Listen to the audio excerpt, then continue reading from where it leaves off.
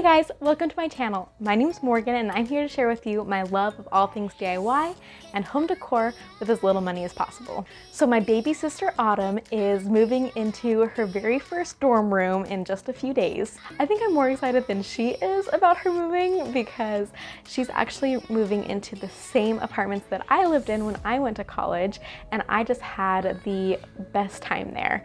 It's one of my fondest college memories is living in those apartments.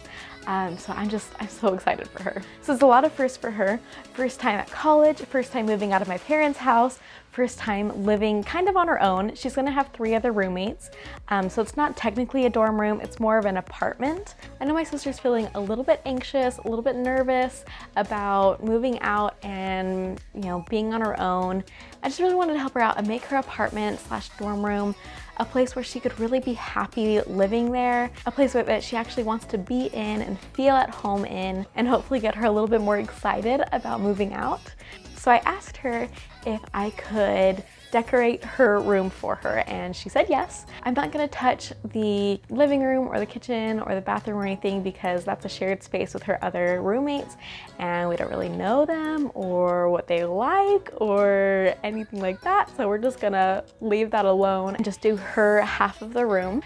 So again, she's never lived on her own. She hasn't really accumulated a lot of stuff for herself, especially decor-wise, so I'm gonna do a lot of shopping. We are on a very tight budget though, so we're gonna do a lot of DIYs. I mean a lot of DIYs. So I couldn't fit everything into just one video, so this is gonna be part 1 of a 2-part dorm room DIY decorating video. For this video, we're gonna be making some wall decor, a plant propagation station, and a dry erase calendar to keep you organized.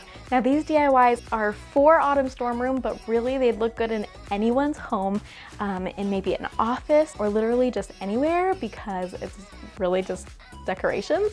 But I do have hacks to make sure that all of the items that we're putting on the wall are not gonna require any holes.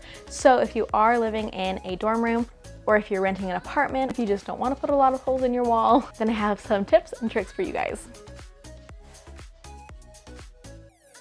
I found this thrifted picture frame and decided to stain it with a combination of antique white stain and honey pine stain. This stain will make it a bit lighter and take out any orange tones. And previously off camera, I went and sanded down the frame so that the stain would have something to stick to. And then I just went through and did 1 coat of the stain and then wiped off the excess.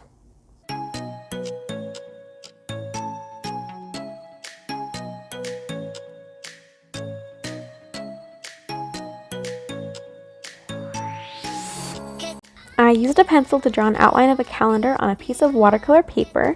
I then went over those lines with a fine brush and some acrylic paint in the color khaki.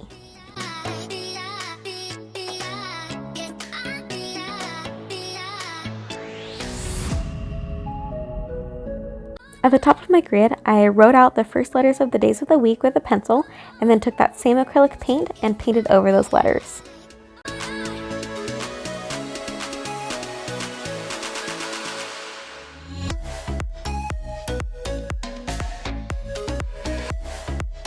For the top of my calendar, I decided to paint a landscape using watercolors. To start off, I taped where I wanted my painting to go, and when I remove the tape, it will provide a crisp, clean border for my painting. I then covered the entire area with water. I put a very, very light amount of green at the top, so when the tape is removed, you'll be able to notice a difference in color. I mixed green and brown together until I got the color I wanted, and then painted a mountain shape. You want this one to be pretty light so it will look far away. Now, I am definitely not a watercolor expert, but everything I do know about watercolor I learned by watching Emma LaFave's YouTube channel. I'll link some of her videos in my description box below. She has a way of explaining watercolors that's just very easy to understand, so go check her out if you want to learn good tips and techniques that will make your paintings turn out a lot better. I then mixed green, blue, and brown and waited for the first mountain to be mostly dry, but not all the way dry, and then painted another mountain shape slightly lower than the first.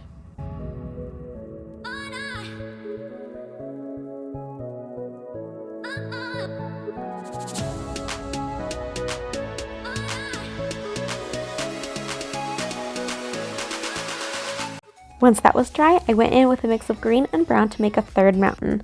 On this one, my brush was more dry, so the pigment was darker. To make my line look a little less straight, I just did a dabbing motion with some paint on my brush to make it look a little bit more like grass, a little bit more organic looking.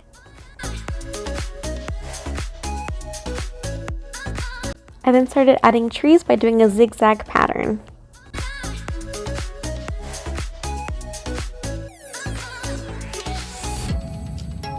I made this tree a little too dark for the background, so I took a piece of paper towel and just dabbed at it to make it lighter. For my last little mountain, I used very little water and painted a dark hill at the bottom of the page.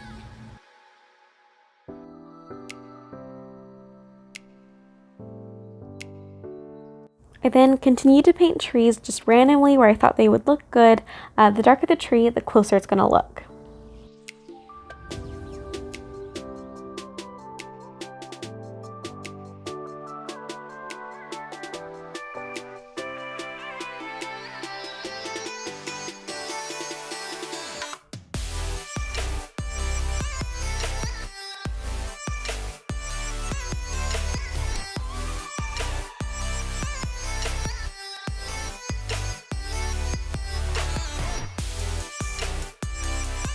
Now that my background mountains had a lot of time to dry, I went back and did a little bit of shading. I painted the top outline of the mountain and then wet my brush and blended the color down. And this is going to give it just a little bit more depth.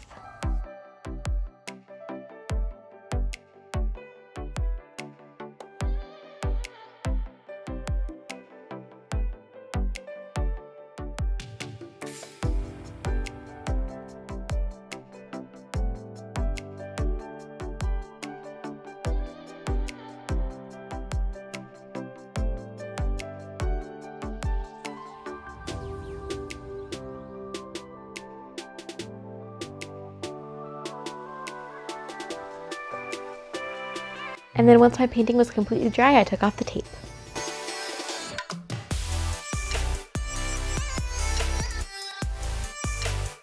Now I'm going to take my 2 pieces of paper and attach them to the back of my picture frame. This is my first failed attempt at making a paint swatch calendar, but we're just going to cover that up. To stick these on, I'm just using a crafter's adhesive. It's pretty much like a double-sided tape.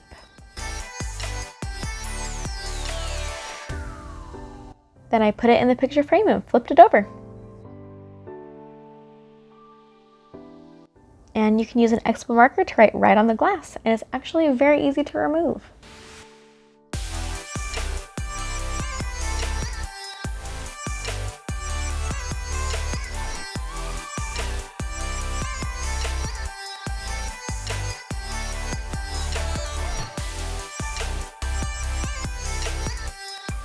So we got these bubble wands at the Dollar Tree for Brooks' birthday, and I was looking at it one day and thought that would be the perfect plant propagation tube. To start, I peeled off the wrapping around it.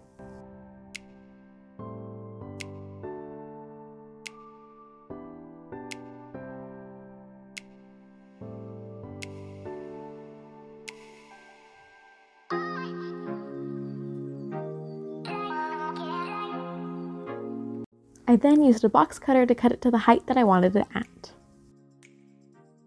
It turned out a bit uneven, so I cut off a little bit more. Just be very careful when doing this so you don't cut yourself. I then used some sandpaper to sand the top to make it smooth and even.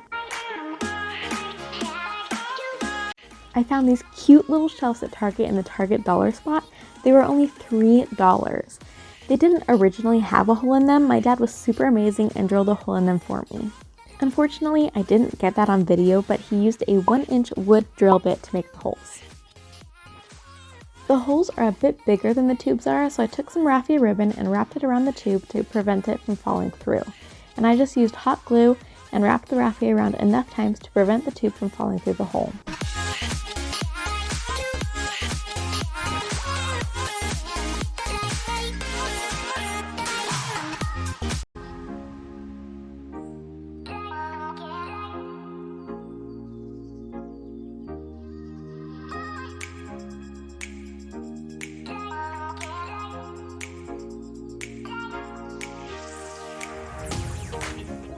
Okay, so my sister loves plants and she loves propagating her own plants. So I thought it'd be super fun to integrate that into her dorm room, make it a little bit more homey. So I have my giant pothos. Here, and it is doing so well. I've had it for a long time, and it just has all of these beautiful vines. So I'm just gonna cut off a little bit for her and start a little plant propagation. Let's see. So I want to find a good vine. Okay, do you see here this little brown thing right there? That, I believe it's called a nub. They're all over. You see there's like littler ones right here. That's where the root is going to come out. So I'm going to have several of these so they'll have lots of roots come out. So if you can see the ones I'm doing right now, you see how there's that brown little nub and then the stem came out of it. Let's see, the more nubs you have, the more stems you'll have. Right now, both of these only have one. So we want to find a good stem with lots of nubs. And then we'll cut it above that and stick it in some water. Okay, I'm just trimming a little bit so it'll fit nicely in here. And it'll go in here like that.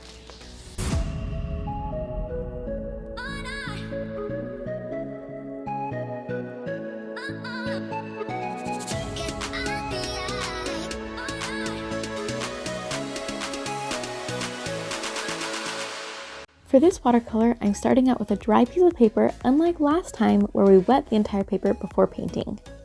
For this cactus painting, I followed Emma LaFave's video almost to a T, so again, go check her out for some great watercolor tutorials. I did a combination of green and brown paint, and I'm doing some large ovally shapes to form our cactus. Now you want your cactus to stay wet so that when you add our shading, it will blend nicely. So I'm doing my cactus in two parts. And if you do notice that your cactus is getting a little bit dry, you can just go ahead with some water and wet it again.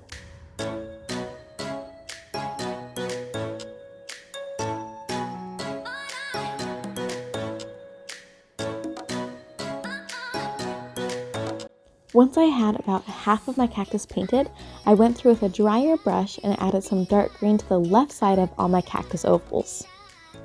And I'm just dabbing the color on and then going back, dabbing a little more, and it's mostly just letting the watercolor do what it wants.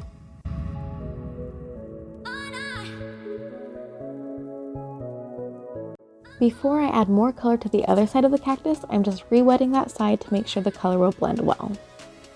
I then mixed a lighter green with the green and brown paint I have been using and applied that to the right side of my cactus ovals.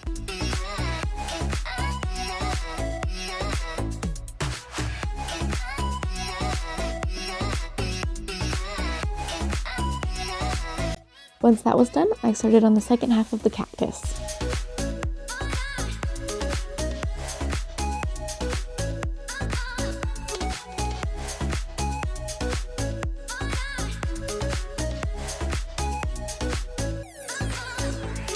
And I just did the same process again, adding dark green to the left and light green on the right.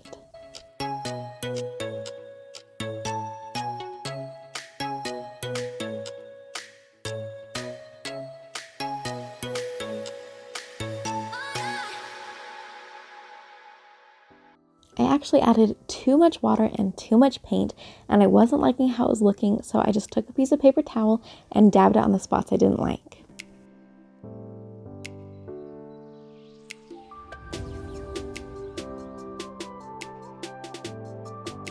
I let my painting fully dry and then went back and added cactus needles with a fine tip black marker. To make my cactus needles, I'm just drawing little V's all over, making sure to do some on the outer edges as well.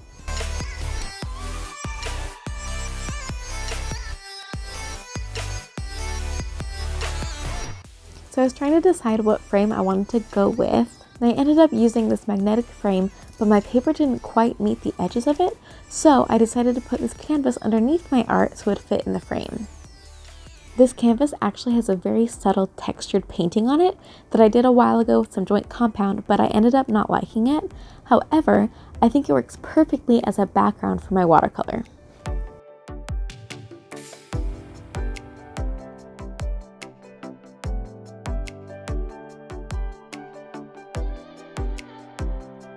Then I just took some hot glue and put it around the edges of my watercolor and put it on my canvas.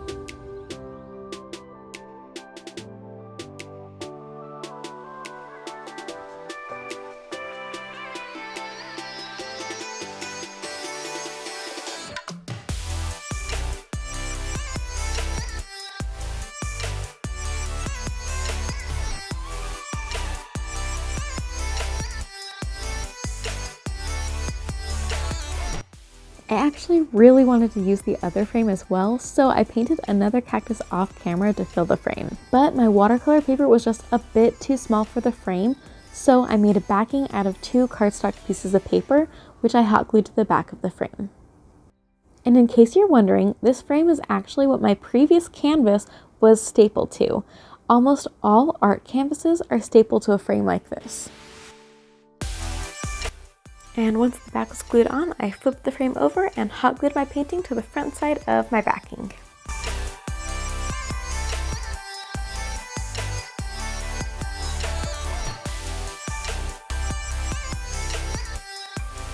Guys, thank you so much for watching my videos. And if you keep coming back and watching videos every week, please make sure you're subscribed to my channel. It really helps me out a ton when you're subscribed. And if you liked these ideas, go ahead and hit that thumbs up button. Let me know in the comments below what project was your favorite, what project you're going to try. And again, this was just part 1 of the dorm room decorating series. So make sure you come back next week to watch part 2. We have a ton more DIYs. They turned out amazing, so you're not gonna wanna miss it. And also in part 2, you'll get to see Autumn's full dorm room reveal, all of the stuff that we bought for her room, where we got it. You are not gonna wanna miss it. So tune in next week and I'll see you guys later.